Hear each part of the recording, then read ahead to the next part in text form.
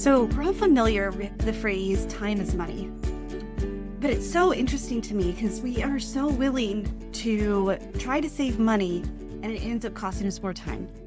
So I was talking with a client it was a client last week, and we were talking about so I've been working with a client for about 2 months now. The thing is, I was introduced to this client about a year ago. And here's the truth no one tells you. At the level you're at, every time you reach for another book, every time you reach for another certification, every time you reach for another leadership training, and how to fix how you feel, it's costing you far more than time or money. I've been having this conversation after conversation with leaders who are realizing something. The things that helped them get to where they are no longer working. The things that are meant to grow their leadership are no longer working. The things that they used to do to interact with their team is no longer working. It got you where you are, but it's not meant to take you where you want to go next. It's not meant to work with the current climate or culture of this workforce, of this economy, of this community, of the culture that you want in your business. So they've tried every strategy and still feel stuck. This client, I've been in contact with him. I've been talking with him for a year. And every time he's, oh yeah, I see the problem. And again, not pushing, I just having conversations. And then finally about 2 months ago, he's okay. I realize now that if I would have started a year ago, I'd be a year ahead. And I don't want to be in the same place today or in a year from now that I am today. And so we started working together and how quickly things changed. And it's because we stopped looking at the surface fixes. Books are great. Certifications are great. I'm a lifelong learner. I am constantly looking at how I can level up, how I can grow. But the thing is, I do it from a lens of a foundation of how will this work for me? And you're like, okay, that's easy. Why would I read a book or why would I take a training if I didn't know how it would work for me? The thing is that if every book you read fixed something, you wouldn't have any problems, right? Because I know you're a reader. Leaders are readers. And certifications and trainings and podcasts and YouTube videos and things, we are actively looking to solve our problems. But a lot of times it's the surface fix that we look for because it's that quick fix, the promise of immediacy. And so a lot of these common problems, a lot of these common solutions like books, workshops, confidence hacks, productivity systems, time blocking, all these things, they are great. But these are the symptoms that they're addressing, not the source. You can't strategize your self-doubt. You can't lead authentically if your identity and your leadership are out of alignment.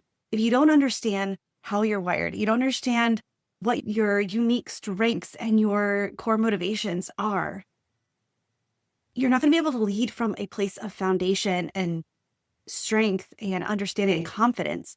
It's that fake it till you make it. It doesn't work. It works for a short time, but long term, it's just addressing that immediate need. And sometimes you're like, yeah, that immediate need needs to be fixed. But if we keep doing immediate needs, we feel empty. We feel like we're not getting anywhere and we're constantly feeling behind because we're not addressing the source. And let's just talk about it because some of the research that I've done of what does it cost as a leader, as a VP, as an executive, as a team leader, what does it cost you or a founder to not address your identity misalignment, to not address the core motivations, the unique wiring, the systems that work for you? And sometimes it costs over $125K and that's an average. I went to Forbes, I went to Wall Street Journal and started looking at the stats of what does burnout cost you? What is missed opportunities? What is a promotion? What is turnover? What does that cost you? And even for teams, we could be looking at $300K plus for a team that's out of alignment. That could be, so for you as the leader, as the lead in the situation, the lead in the organization, you're looking personally, it's going to be costing you around $125K plus. But for your team, we're looking at $300K plus. For you yourself being out of alignment because the culture won't align with what you want and what you do not match. the alignment of people can't trust because you seem unsure, even though you're not, or you seem wishy-washy, even though you're not, or you're trying to shift and change and grow. But if you don't have that firm foundation of where to grow from, it's going to cost turnover. I was talking with a company recently who they lost a pivotal person in their organization, in just that one department. And their entire plan shifted when that person left for a new opportunity.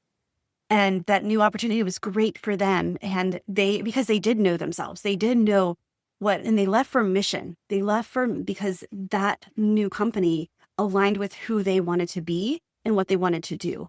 They say, one of the things he said was that I've turned down a lot of opportunities over the last few years. This one I knew in my core that it was the right opportunity. And the extra money didn't help. Or didn't hurt, I should say. The extra money didn't hurt. But the thing is, this team, as I'm talking with them, they're in panic mode. They lost one of the people who've been there the longest. They lost their center. And so now working with them, they're like, we have to focus on hiring, not growing, which we'll talk about. Sometime I need to do a podcast on that because it's actually an opportunity. Anytime you hire or fire, there's a really big opportunity because the entire culture shifts when one person changes in the organization and the team. But still, it's that this old organization, they're immediately going to the quick fixes. They just need to hire somebody. Do you know who you need to hire? What's the culture you're trying to build? Because they're shifty. They've been trying to shift the way that other departments in that same organization view them. And so just hiring someone who's good on paper, but what if they don't add to the culture? And so this is how your leadership misalignment and your quick fixes, this is how really ultimately you are costing you more than time and money. You're costing yourself opportunities, burnout, there's turnover, there's just the fulfillment, the getting excited about Monday morning going to work. Because I was reading about how culture is not what you do when you get to work, it's how you feel on Sunday night. And I was like, yeah, because I've been in jobs that I'm like, I love what I do. It's hard. It's maybe a little stressful at times, but overall I felt valued. I felt important. I felt like I had an impact to make. I felt that I knew my job and I could grow in it. But I loved the people that I worked with. And I've had jobs that I'm like, oh, here we go again. You know what I'm saying? And so now, when we are really looking at the surface level leadership fixes, when we're trying to fix our confidence by just faking it till you make it, we're trying to fix our leadership strategy, which is just by reading another book and then implementing a few of the takeaways. I love the book Atomic Habits, but there's only a few areas of that book. There's only a few key things of that book that actually work for me, that work with my wiring, with my core motivations. And so when I was reading it through the lens of, oh, this is what my core motivations need, or this is what my wiring needs, then I was able to just pick out what I needed. And I didn't feel guilty for not, or overwhelmed by trying to do it all. And so the reality is that we don't have time to keep focusing on quick fixes. This is when we need to go to the source. We need to look at why you do what you do.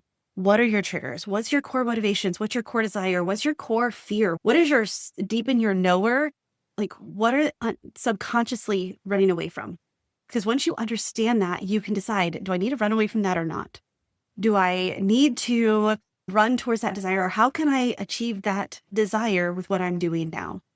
So the real issue is not the strategy, or you just don't need one more thing to add to your plate. The real issue is identity misalignment and limiting beliefs. And so this client, when we started working 2 months ago, and all the same problems. In fact, since that year that we started working, they lost 2 members of their team, 2 pivotal members on their team. They hired someone, but then had to let them go because they basically quit. They were not the right fit. On paper, they looked like they would be and looked like, but in person, the culture, their focus, just their character did not align with who they wanted to represent their team. And so Anyway, this 2 months I've been working with this fella, this guy, this leader, this executive. And he's like, why did I wait so long to do this? Everything's already changed. 2 months, just a few sessions together. And we were able to shift his mindset. We were able to shift and pull out the limiting beliefs, look at his identity as who he was and where he wants to go. And we were able to build bridges. We're able to look at, how are you wired? What's your core motivation? Because these are the natural innate parts of you that if you understand this, you build on top of it. You don't have to recreate it. You don't have to discover. No, you reclaim.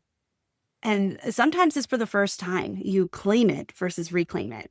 But we're able to do this without feeling exhausted, without adding extra to-do lists. Actually, he was able to remove things from his to-do list, and some delegate and some dump, right? The 4Ds that we need to do, I don't remember what they are, but one of them's delegate and one of them's dump, like just get rid of it.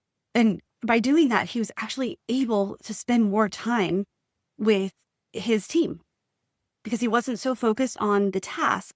He was able to delegate that to his team, and he was able to help develop leaders within his team, help them get what they want, the resources, the tools, the growth.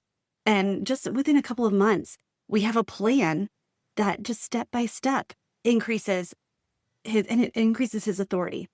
He says that his team members are already coming to him with more issues or more questions because they can trust him more. Because the real issue was not that he just wasn't pulling the right leadership strategy. It's he didn't have the identity alignment. He didn't understand his limiting beliefs and why he would react in certain ways. But now he gets to respond. Now he's consistent. Now he understands where he's coming from and where he wants to go. So the truth is, when your leadership is misaligned with your true identity, even success feels heavy. So you may hit your goal, but you lose the joy. And this is not that you need another strategy. All you need to do is align with who you are, with how you lead. It's not about leadership strategies. It is about your personal identity as a leader. And so this is exactly why I have the leadership strategy call. I call it strategy because we all look, and it's so crazy because sometimes the best strategy is looking inside. Most of the time it is. But the thing is, this brings clarity. It brings peace. It's the next step roadmap because you don't need 4 miles down the road. Let's get you started with just build that foundation, because then the confidence, the leadership happens authentically and without force. And that's what we're really looking at, right? That's what we really want, is we want to be able to just step into the room, trust that we will know in the moment what we need to do, and trust that we can handle any situation. It's not about knowing every possible outcome at every time. It's not about understanding what every problem that's going to come our way. It's not about planning for every worst case scenario. It's trusting that your foundation is so strong that no matter what comes to you, you'll be able to handle it. No matter what comes to you, you'll have the tools, the resources, you'll know yourself so well that it's just whether you lose a person on your team, like they promote or they move up or move out, or a product, something that you're doing, a goal isn't hit, you're able to manage it and to move forward, and you're actually able to use it as an opportunity instead of a liability. Because here's what I know. When you stop chasing fixes and you start leading from alignment, everything changes. Confidence stops fading. Clarity becomes effortless. And the leadership starts feeling like peace again. You start looking forward to Monday morning. Your team starts looking forward to Monday morning. And people stop wanting to look for other opportunities because they know that the opportunity they have now, they can build on. And with that, it's time.